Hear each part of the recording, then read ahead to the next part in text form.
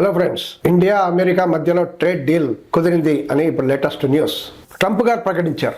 My dear friend Modi గారితో మాట్లాడాను. 20% ఉన్న రెసిప్రకల్ టారిఫ్ని నేను 18%కి తగ్గిస్తున్నాను అని చెప్పాడు ఆయన.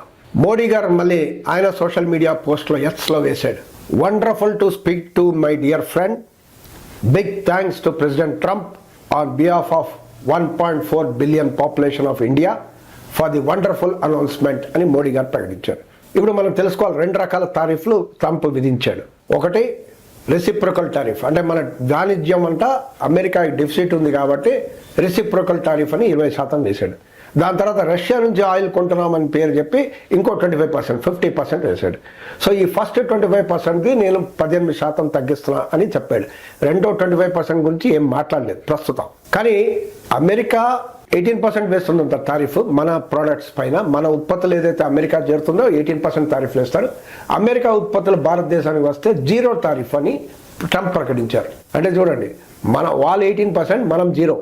అంటే అమెరికా నుంచి ఏం వచ్చినా మన టారిఫ్లు వేయం అనేది ఆయన చెప్పడం. అది కాకుండా ఆయన ఇంకోటి అన్నాడు, $500 బిలియన్ ఉత్పత్తులు భారతదేశం కొనడానికి సిద్ధమైంది అని చెప్పాడు ఆయన ట్రూత్ సోషల్లో. Petrol, defence, aircraft, electronics, pharma ఇలాంటి రంగాల్లో కొనడానికి రెడీ అని చెప్తున్నాడు. బొగ్గు రంగంలో కూడా. అంటే ఈ $500 బిలియన్ అంటే ఎంత విలువ అంటే భారతదేశ లెక్క ప్రకారం 44 లక్షల కోట్ల రూపాయలు.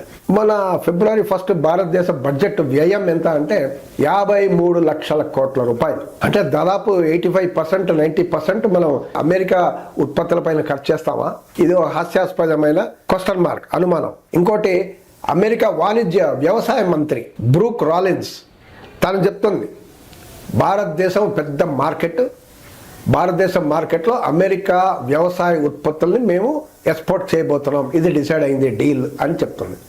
అంటే అనుమానాలు వ్యక్తం చేసేది ఏమంటే మొక్కజొన్న, సోయాబీన్, ఎథనాల్ ఇలాంటిది డైరీ ప్రొడక్ట్స్ ఇవన్నీ భారతదేశంలో 0 టారిఫ్లో వచ్చేస్తాయి అనేది అనుమానాలు, ఎక్స్పోర్ట్స్ అనుమానాలు పడుతున్నారు. ఇంకోటి, అమెరికాలో మనం తెలుసుకోవాలి, వ్యవసాయ రంగంలో వాళ్ళకి నష్టమే అయినా అమెరికా ఫార్మర్స్కి, రైతులకి పెద్ద ఎత్తున సబ్సిడీలు ఇస్తున్నారు. మామూలుగా పెద్ద ఎత్తున సబ్సిడీలు, వేలాది డాలర్లు సబ్సిడీలు ఇస్తారు వాళ్ళ రైతులకి. అవి మనకు చౌకగా భారతదేశంలో 0% టారిఫ్లో మన మార్కెట్లో పడిపోతే, డంపింగ్ అయిపోతే మన రైతులు ఏంటి, మన వ్యవసాయం ఏంటి దిగజారిపోయే ప్రమాదం ఉందనేది సంయుక్త కిసాన్ మోర్చా అండ్ రైతు సంఘాలు ఆవేదన, ప్రొటెస్ట్ చేస్తున్నారు, నిరసన చేస్తున్నారు. అమెరికాలో 19 lakh ఫార్మర్స్, ఇండియాలో 14 crore ఫార్మర్స్. అంటే వాళ్ళ కోసం సాక్రిఫైస్ చేయాలా సంయుక్త కిసాన్ మోర్చా అనేది ప్రొటెస్ట్ చేస్తుంది. అదే రకంగా ట్రంప్ గారు ఇంకోటి అన్నారు, Modi has committed to buy American at higher level in addition to $500 billion. ఈ $500 బిలియన్ కాదు, దానికన్నా ఇంకా ఎక్కువ కూడా కొనటానికి కమిట్ అయ్యాడు మోడీ, నా డియర్ ఫ్రెండ్ అనేది ఆయన చెప్పాడు.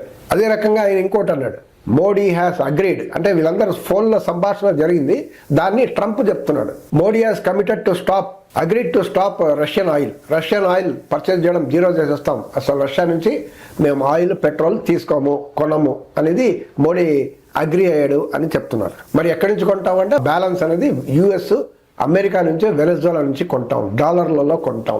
రష్యాలో కొంటే మీరు రూబుల్లో కట్టాలి, తక్కువలో వస్తుంది. అదే మన US అయితే ట్రాన్స్పోర్ట్ ఛార్జ్తో కాకుండా డాలర్ రూపంలో కట్టాలి.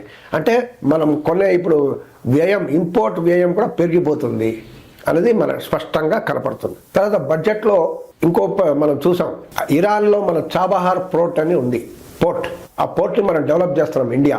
ఎందుకంటే మనం వెస్టర్న్ కంట్రీస్కి, ఆఫ్రికన్ కంట్రీస్కి వాణిజ్యం పోవాలంటే ఒక పోర్ట్ కావాలి మనకు అక్కడ. సో ఆ పోర్ట్ అనేది డెవలప్ చేసి ఇండియానే ఖర్చు పెట్టి డెవలప్ చేస్తుంది.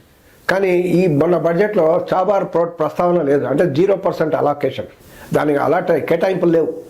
అంటే అమెరికా ప్రెషర్, ఇరాన్తో ఎవరు సంబంధాలు పెట్టుకోవద్దు అన్నారు కాబట్టి మనం సంబంధాలు పెట్టుకోం. అంటే మన నష్టం కదా.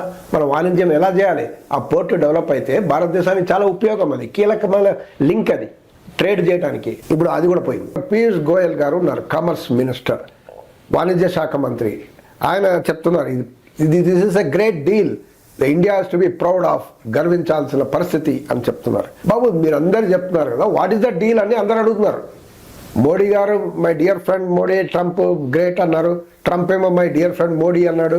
సో వీళ్ళిద్దరు గ్రేట్ అన్నారు, ఈయన గ్రేట్ డీల్ అంటున్నాడు. ఏంటి ఆ డీల్?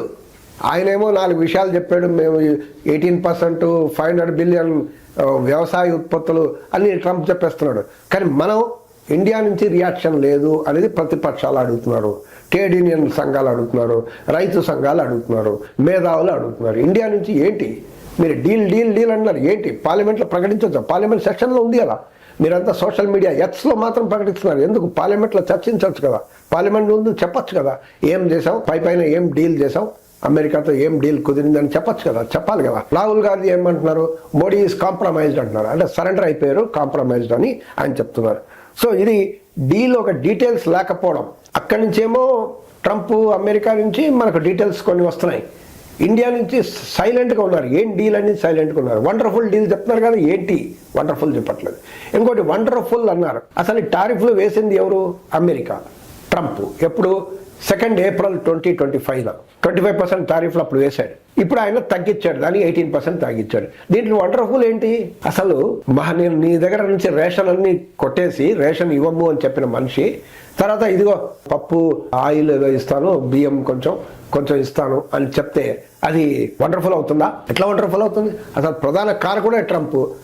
వాడే పెంచి వాడే కొంచెం తగ్గించి 0 నుంచి 25 చేశాడు, 25 నుంచి ఇప్పుడు 18 చేశాడు. వండర్ఫుల్ ఎట్లా అవుతుంది అనేది దేశం ముందు ప్రశ్న.